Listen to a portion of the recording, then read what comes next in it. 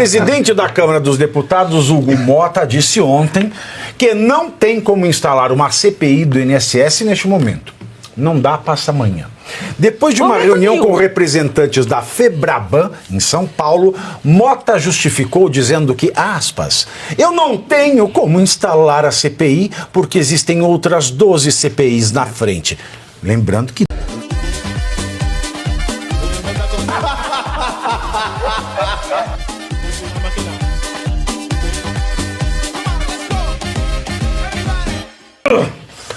Ai, meu Deus, vamos voltar para a pauta aqui. Vai. O presidente da Câmara dos Deputados, Hugo Mota, disse ontem que não tem como instalar uma CPI do INSS neste momento. Não dá, passa amanhã. Depois de uma reunião com representantes da Febraban, em São Paulo, Mota justificou dizendo que, aspas, eu não tenho como instalar a CPI porque existem outras 12 CPIs na frente. Lembrando que idoso não pega fila no Brasil, em marmotão. E na Câmara dos Deputados, que eu presido, só podemos ter 5, só 5, comissões funcionando concomitantemente, fecho aspas.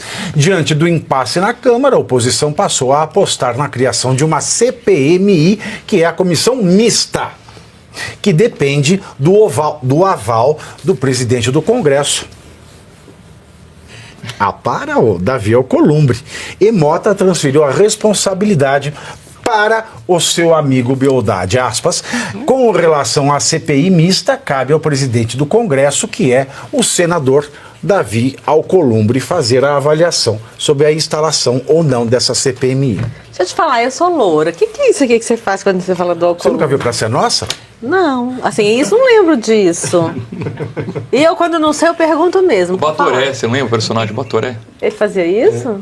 É. E parece com o Alcolumbre? Parece. Joga no Google aí. Alguém fala aí então pra Ana Paula jogar no Google. Pega... E o rádio tá adorando isso aí. O pessoal do rádio, eu tô imitando aqui, tá? Isso. Alguém mais? Não? CPMI. O Hugo Mota, ele não pode instalar a CPI, não é porque tem 12, porque já tem 5 funcionando, é porque ele tá, desde aquela vez que ele foi jantado na casa do Alexandre de Moraes, que ele não pode fazer mais nada sem o Alexandre de Moraes deixar. Esse é o ponto. Quem foi jantado? O Hugo Mota, ele foi jantar na casa do Alexandre de Moraes, mas lá ele chegou lá e foi jantado. O que aconteceu? Nunca mais ele pôde fazer nada, porque tem uns processos dele, umas coisas assim, nebulosas e tal acontecendo, pai dele, uma confusão. Agora, pai, avó e mãe. Pai, avó e minha família realmente, né, é a clássica família brasileira. Agora, o Alcolumbre... E o Alexandre de Moraes, ele tem know-how, né, de colocar a mãe na reta, pai... teve o Mauricídio, foi a mesma coisa. Agora, o Alcolumbre tem dado sinais de que não vai conseguir barrar a CPMI, que era o trabalho que o governo federal estava fazendo para não ter a CPMI, mas agora parece que eles estão passando para o plano B, que é esvaziar a CPMI, já que ela se tornou meio que inevitável. E esse esvaziar a CPMI é colocar pessoas deles nos cargos-chave chaves da CPMI, como eles fizeram com a CPMI do 8 de janeiro. Esperamos que a oposição, que falou que ia apoiar o Mota para ter cargos, etc. e tal, dessa vez trabalhe melhor para que a gente possa ter pessoas importantes ocupando esses cargos da CPMI. Confia no Altineu. Quando começou esse negócio da CPMI ou da CPI, eu lembro que eu falei que isso não ia dar em nada. Não porque eu era contra a CPI, mas por causa de uma série de elementos que estavam sendo postos. Dentre eles, é a simultaneidade de CPIs que pode, 5. A questão é que isso depende da vontade do presidente da Câmara. Não é porque ele tem 12 que antecedem, é porque ele não quer ou ele não pode. E a forma de você reagir e forçar um presidente a pautar diz respeito à força que aqueles que estão solicitando a CPI têm para dizer: ou você será excluído ou nós vamos te barrar as tuas negociações. Como a oposição está mostrando que não tem força nenhuma, o que é que ele fez? A oposição sabe fazer. A oposição faz uma obstrução que é uma maravilha. Jogou pro Alcolumbre. E nós tínhamos falado também, eu lembro que a grande preocupação não é ter ou não ter a CPI. Quando um cara fala que vai lançar a CPI, qual é a primeira preocupação que ocorre em Brasília? Cara, como é que está a configuração das relações de força? Por qual razão? Porque o tempo que eles perdem para adiar a instauração da CPI, na realidade é o tempo que eles ganham para articular a forma de controlar a CPI. Porque não é nenhuma questão dela ser esvaziada, é como que você pode trazer elementos que sejam favoráveis ao teu lado. Porque a CPI, ela é boa para todo mundo, desde que você controle a CPI ou controle o desvelamento de informações que são chaves para cada grupo. Então, o que eles estão fazendo? O Mota, que já viu que ele não está nem aí para isso, ele simplesmente jogou, passa por Alcolumbre na CPMI. Aí o Alcolumbre está simplesmente dizendo, vamos tomar conta disso daqui, eu vou dar o tempo que é necessário para que as articulações sejam feitas. Por quê? Se eles pegam a relatoria ou a presidência, está resolvido. Porque na relatoria você coloca o que você quer, depois tem que fazer as emendas, tarará, acaba não dando em nada. Se você não tem a relatoria e não tem a presidência, que é quem vai pautar os temas que vão ser tratados, a solicitação de audiências, é tudo isso, qual é a jogada? O número máximo possível de membros da CPI. Então eles só ficam olhando nas articulações que eles fazem para ter ou a presidência, ou a relatoria, ou os dois, ou o número maior de membros da CPI para o voto final.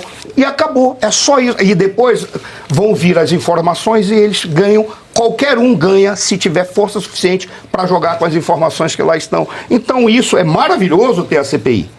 Mas o problema todo é, e aí, na configuração de forças, os elementos que vão ser elucidados ali vão ser usados melhor por quem? Quando a gente olha para a nossa oposição de, os caras não estão sabendo montar uma obstrução, como é que eles vão usar bem as informações que vão estar lá?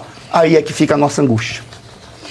Eu falei faraó. E lembrando que a CPMI ainda seria a nossa melhor opção. Exato. Porque as outras duas vias por onde essa investigação está sendo conduzida são a CGU, comandada por um ministro indicado por Lula, que já disse claramente numa entrevista há uns 15 dias atrás, ao lado do Jorge Messias, ao lado do novo presidente do INSS, ao lado do novo ministro da Previdência, que já confirmou que a CGU adotou oficialmente a narrativa criada por Lula de que a culpa é do governo anterior, o malvado do Bolsonaro que resolveu beneficiar o sindicato do irmão do Lula, entre outros, com esses desvios. Ei, CGU, vai tomar vergonha!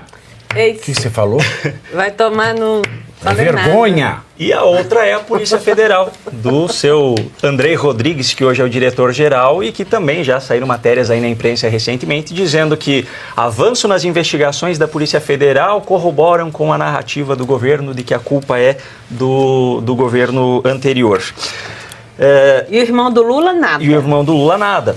Era justamente isso que eu ia mencionar. Não é que irmão dele. o advogado-geral da União, Jorge Messias, ele ajuizou lá uma ação pedindo bloqueio de bens e quebra de sigilo de várias entidades, exceto 4 delas. A CONTAG, o sindicato cuja vice-presidência é do irmão do Lula, e mais 2. E justamente sobre o AGU, eu queria só puxar aqui... É o pincher. É o pincher Exatamente. do Lula. É o pincherzinho dele. Ele faz CBCS. Aí ele vem da patinha, uma belezinha. Como nós falamos antes no Pacheco, o Pacheco teve agora um grande adversário. Ele só pro caga no sonho tapetinho, dele. sabia? Ele não mija fora do tapetinho. Para o sonho do Pacheco de ser ministro do STF, agora ele tem um grande adversário, porque depois que começou essa história do Barroso... Não, você não vai chegar onde eu tô Eu vou pensando. Não! Depois que surgiu essa história de que o Barroso está cogitando de pedir uma aposentadoria, se afastar assim, antes tá e aí engordando. ganhar uma embaixada lá na Europa... Surgiu aí a Mentira, história de que o não candidato fala. mais forte veiculado pelos petistas seria o Jorge Messias. Tchau, pro acabou o Supremo programa. Tribunal Até Federal. amanhã. Nossa Olha, por incrível que Senhora, pareça, também me espanta. Batida. A gente, Brasil é o seguinte, a gente fala assim, pior que tá, não tem jeito, Não, mas bicho, ele sempre É consegue melhor se nomear superar. o advogado Paloma. no STF. O Messias, que é o principal. O Messias. É melhor o advogado Paloma, bicho. A mesma matéria que falou sobre essa ideia do Barroso virar embaixador na Europa falou sobre o Messias ser o mais E cotado. vai dar tempo, hein? entre Até os pedidos. 2027. Vamos vai pôr dar aí, tempo. hashtag Paloma no STF. Isso é uma informação. Hashtag Paloma no STF. É Advogado doído, Paloma. é doído. Hã? Agora, falando em Paloma, Paloma em espanhol, Paloma é pomba. Eu falo espanhol. Então canta aí, Perla. Una paloma blanca. Vai. Eu faço só o back vocal. Ah, tá. Você tá muito mineira. Uma paloma blanca. E aí, no México, paloma tem outras conotações, Quais? né? Ai, ai, ai, ai, ai. Daí, cucurucucu, paloma. Ai, ai, ai, ai, não chores. Aí fala em paloma, eu lembro de quem?